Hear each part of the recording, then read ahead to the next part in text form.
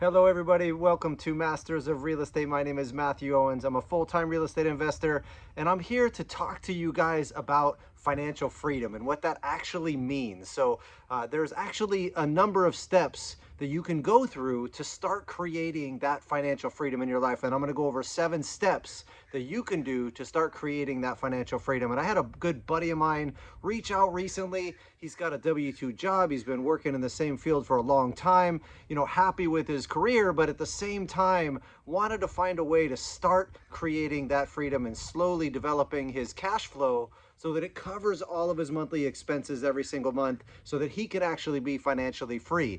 And there's a major steps that go into this and some learning that has to happen, but at the same time it's capable. People are able to do this. You can actually set this up for yourself and you can do it. And the first thing, getting into the 7 steps, is understanding what your why is. What's gonna get you up after going 100 miles an hour with kids all day long, pushing yourself nonstop. You got work, you got kids, you got family obligations. What's gonna get you to take that, 1-2 hours each day or each week to consistently progress your situation on the cash flow front and get to your goals and set up your budgeting and things like that? What's that why that's going to get you to take that action in the first place? And for me, I was bored out of my mind at my CPA firm, just going, I can't do taxes and audit anymore. It's just monotonous, never-ending cycles of, I'll say hell, and doing accounting work, right? So it's just not a lot of fun to do that. And I remember going to work wanting to cry, going, I can't do this anymore. It's so boring, so monotonous, and it just wasn't actually pushing me forward to actually help me grow as a person and getting out of my comfort zone. So I threw myself to the wolves. And later on, my why came down to, hey, I have this freedom for myself in my life. Now let me find ways of learning more and more so I can teach my kids how to do this. Because if I don't become so good at creating financial freedom through cash flow streams in different ways in my life, then I can't teach my kids how to do the same thing. And they are going to be in that never-ending trap of, constantly working for somebody else or doing the monotonous things and not building assets that create cash flow for you, whether you work for them or not. You're going to constantly be trading time for money. Your kids are going to be constantly trading time for money, and it's going to be a never-ending loop unless someone breaks the mold and learns these strategies. So that's my why. I don't know about you, what's pushing you and driving you. Think about that, because it's a major issue that's going to get you off the couch and actually taking steps forward. And there's step-by-step processes that you can go through, okay? So the number one thing, the first thing to do is understanding your why so that it gives you the capabilities of taking action on a daily basis towards your goals. And so then the next step after this, number 2, is actually dialing in your monthly budget, your monthly cash flow statement, where you are right now. Where is your balance sheet and your income statement look like right now? So from a financial standpoint, what monthly expenses do you need to cover? Write down what you think you're spending and then write down what you actually are spending. Go back 6 months, actually develop a full budget and incorporate those items that are those big ticket items you forgot about. They're an annual expense and things like that. That's why it's important to go back 6 or maybe even 12 months to find all those big ticket items you forgot about, and budgeting for travel and car and a new car down the line and things like that. Those big ticket items that come up, it's super important to put those things aside, put money aside for health issues and things like that that come up consistently. So starting with your budget, where you know what your monthly expenses are and what your income is and what you need to replace, is key, because now you dialed in the exact thing that you need to cover every month to be able to be truly free. Now keep in mind, you need to not only cover your expenses, you need to cover some additional as well to keep up with inflation as expenses rise. So you want to be able to be making more money that you can reinvest to be able to keep that cash flow rising over a period of time and not just living off of the principal and breaking even to get into a point where all of a sudden your expenses are way higher than what your current cash flow is, right? So these 2 things, that the why as well as your personal budget, you got to know exactly what your starting point is. What's your assets and what's your liabilities right now? Where are you on the net worth scale? Are you fully utilizing all of your current assets, are they cash flowing well? Are they not cash flowing well? You know, what is that? Is it all your assets in your primary residence in your home and you need to start developing additional cash flow streams? Do you have extra cash that you can go take out of the stock market that doesn't make really high-end returns and you can now reposition into cash flow type strategies, okay? So those two things are absolutely key. Now, but before you start to actually invest the money, you have to start developing the relationships. So number 3 is developing the right relationships so that you're in touch with operators that are constantly doing deals, or deal sources if you want to do the deals yourself, right? If you want to actively be involved in a fix and flip or fix and rent and hold for a rental property and do the work and manage the managers, or do you want to go through and invest with other operators that are already doing all the work, that are already taking on the loans, that are doing 99% of it, and they get a piece of doing that deal as well, but you don't have to do the work involved? Would you rather be passive or would you rather be active? You can make a lot of money being active. At the same time, it's a lot of work and it's brain damage. Trust me, I've flipped 1,000 houses now, and flipping houses, doing rehabs, all that work is so much work, and it's highly risky, right? You can lose a lot of money doing those types of things.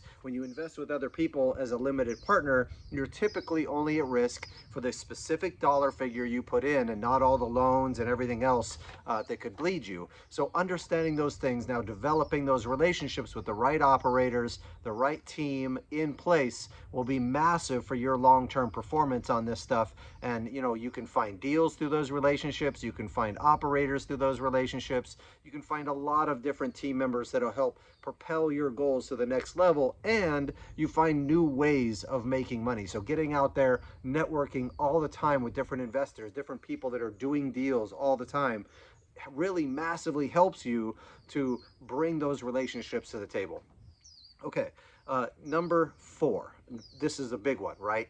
You can't do any of this investing without learning how to do the due diligence on those deals. You need to understand, if you're investing with someone else, how do you do the homework on that operator in themselves? What's their previous experience? Are you doing a background check and a criminal check? What are their assumptions on their financial projections and things like that, so that you can understand how do they think about this investment? Are they trying to protect investors, or are they over here pushing the numbers to make it look good so that way they can raise that capital and, you know, get incentives up front on fee structures and things like that, right? Look for those performance-based incentives and understand what homework to do. So you got the operator to do your homework on, you have the deal in itself to do your homework on, as well as you have the actual financial model and the key assumptions, and understanding where are the risks in this overall investment and how are those risks mitigated, including the market, the management team that's managing that asset on the ground, the processes and procedures that those managers and these asset managers and the people that are doing the work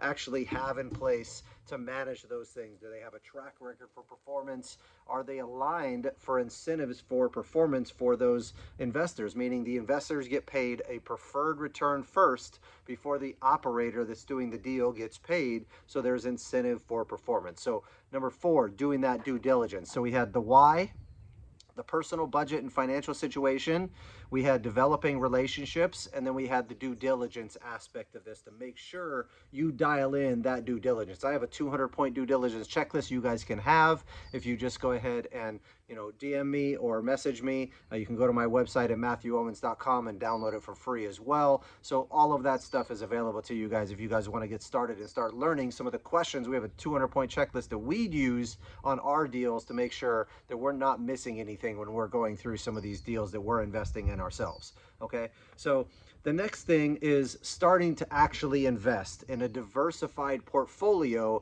of these different assets. So you have different operators, different markets of the countries that you've been able to develop relationships with, and different asset classes that they specialize in. And now you can start deploying capital. I personally like to do smaller chunks of capital to different operators in different markets around the country, so that way I have a diversified cash flow portfolio. So if one of them income is not performing on me, it's not the end of the world for me. I'm still doing okay. I'm still in the right position. It's not going to break me by doing, you know, one $50,000 investment or $100,000 or $25,000 investment. And I usually start off slow with people as well and see how they communicate, see how they perform. So all of these things are absolutely key for success.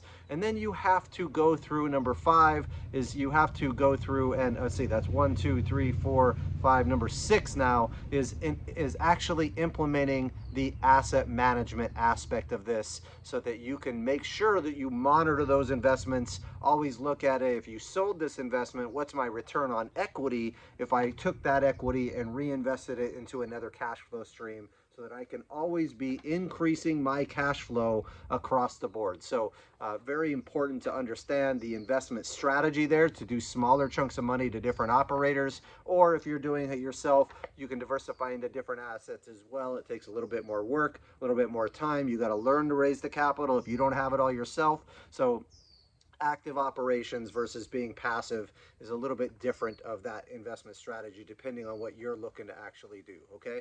And then the final one, number 7, is to build your cash flow, monitor it, adjust it all the time. So you're always going to be reviewing it every single quarter, every single month, or every single year. You're going to be looking at, how do I reposition? How do I increase my cash flow? Am I getting closer to what my goal is with regard to that cash flow compared to what my budget is to live off of, to get that financial freedom?